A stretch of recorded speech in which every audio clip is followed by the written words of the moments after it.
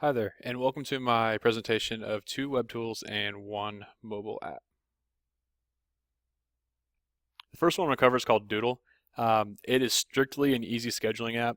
What I love about this app is, or this program, a lot of programs will do a lot of things. Doodle literally does one thing. It helps schedule meetings or schedule times to meet.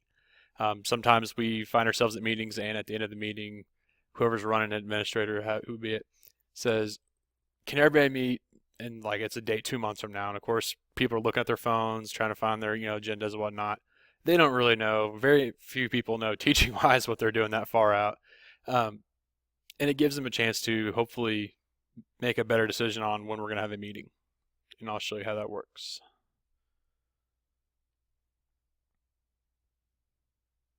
If you had a Doodle page, this is what it would look like. You can either schedule an event, my polls, and then here's a link back to your profile to manage your account. I'm going to show you a poll real quick.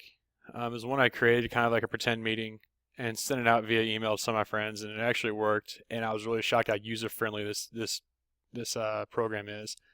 I said, I want to have a meeting in my office, and I want you to bring student reports and all evaluations that have not been turned in. And for the table view, you can see the 7 people that participated, and then I just had them select one of the times or as many times as they can make it on that date. And that date was Thursday the 30th. As you can see here, it looks like there's 6 responses or 6 OKs for the 7:30 time, and I would say that's where we go. It was literally that easy. The longest part was just signing up, and once I was signed up, you just collect people's emails. You can either sync your contacts from your mailbox or plug the ones in. You can create groups. So if you want to send out to a group that was just specialist, you go into your account, hit specialist, pick a date, and then set up your times you want to pick from, and then go. What's cool is if everybody gets their stuff together, and once they're back to you, you can link up or sync up everybody's iCalendars, Outlooks, what have you. And Doodle, once you make the decision as administrator that the meeting's going to be on Thursday the 30th at 7:30, we'll go into their electronic calendars and put that there. Now you can't see, there's a privacy issue. You can't see what their calendar says, but you can send that to theirs, and their calendar will say, okay, I'll write that down and keep that for them. And people who are real big about their calendars can do that. Um, what I love about this app too is the fact that teachers decide what time is best for them in a low pressure environment, so it can be later that night, the next day, whenever they get a chance to look at their schedule and really see what they have going on. Because as teachers, we all have busy schedules and different schedules. That being said, we all have the same hours, but everybody's got different meeting times and prior commitments and families outside of work. So this program really does a good job of taking that into consideration and making sure that everybody can make the meetings.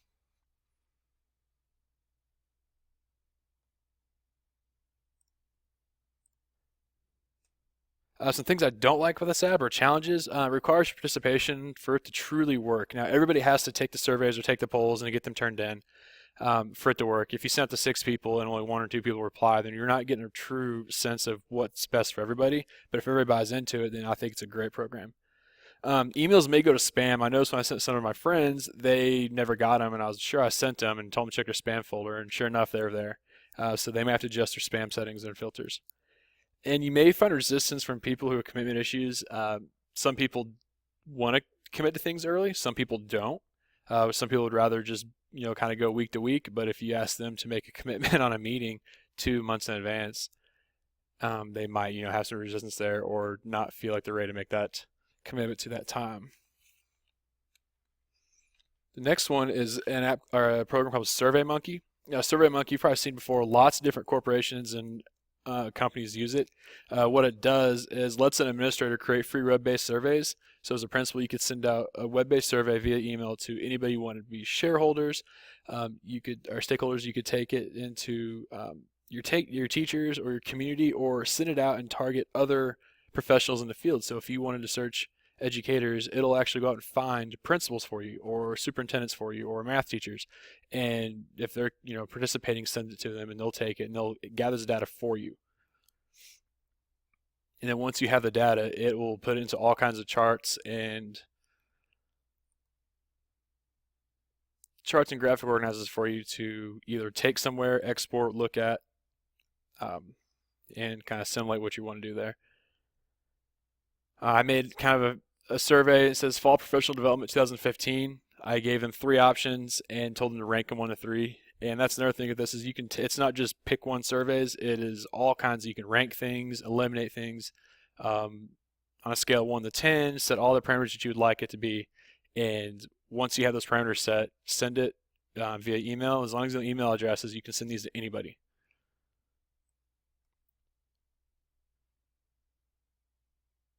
So I have 12 total responses, and we'll analyze the results on this. And the question was, rank your preference in regards to the following PD topics, 1 being most preferred, 3 being least preferred, and it was intruder training, Google Docs and you, and at-risk identification. And all I did was create the survey, the questions, and put the email in, and it'll give you all this data here once people start replying to it. Something I'm not sure I like about this or a challenge is just like the other one, Doodle, it does require participation to be truly effective. If you send out the survey to 65 people and 3 people reply or take it serious, then the results aren't there for you, and you're not gonna get what you want out of it.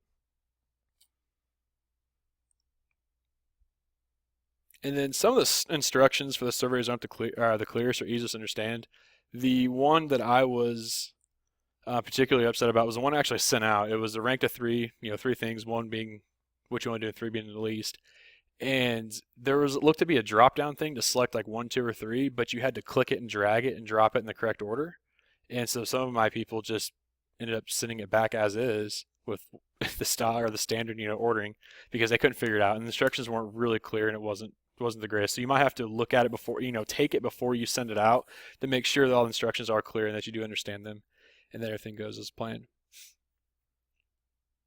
And what I noticed is once you start a survey, you have to finish it. There is no save feature. So if one of your people opens up the survey and starts to take it, and let's say it's a lengthy one, there wasn't anywhere I found that saves it and you visit it later, unless you keep that link open. Now, if that link stays open, that's fine, but you couldn't start at one place on like a desktop, go somewhere else and open it up again. You'd have to start over.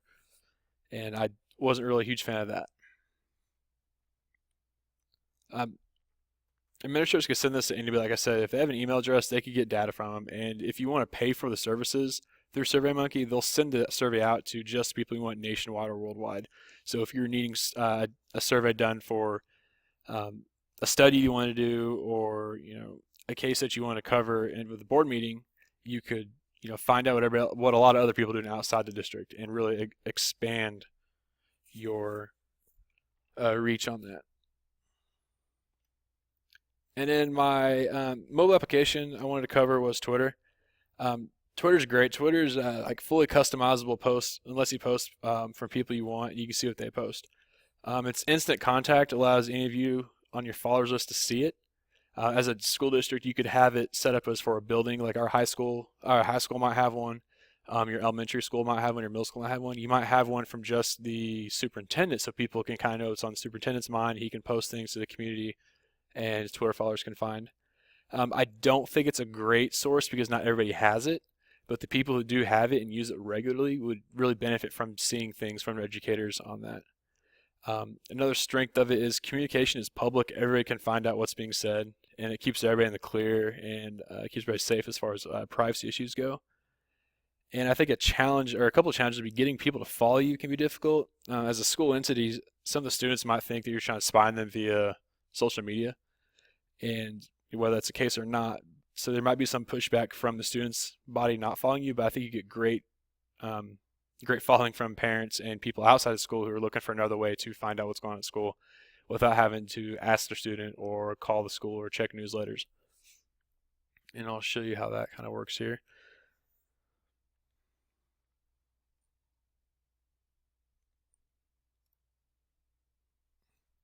One thing you can use it for that's really cool is, instead of a communication standpoint, look at it from a standpoint of how can I reach out and see and communicate with other educators. So outside your district, you can build your professional learning community or network and really get ideas, inspirations, support.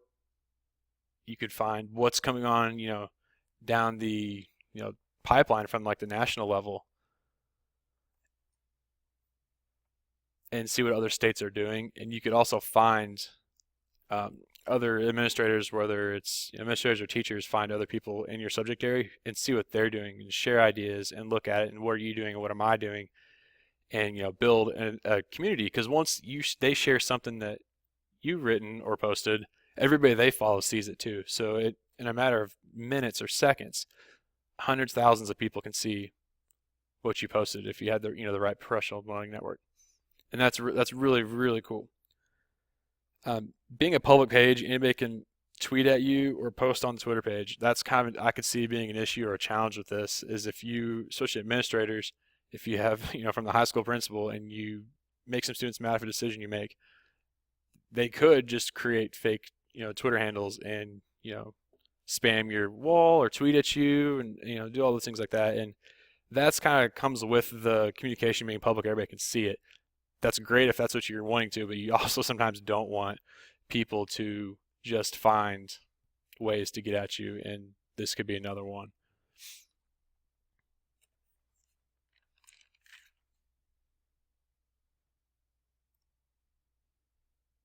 Um,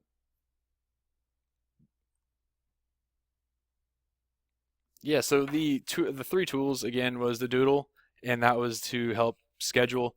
There was the SurveyMonkey, which just helped grab information from anybody who has an email address. You could use that various ways for implementing policy or getting a feel for the climate in the community. Even ask the community what can you do better. So not necessarily trying to find out what everybody else is doing, but they could, give some definite insight to what you are doing and what you should be doing. And then of course there's the Twitter, and the social media apps are great if you can find a way to keep the kind of nonsense from taking over with it. And I'd like to thank you for taking your time to listen and watch this presentation. I appreciate it, and y'all have a good night.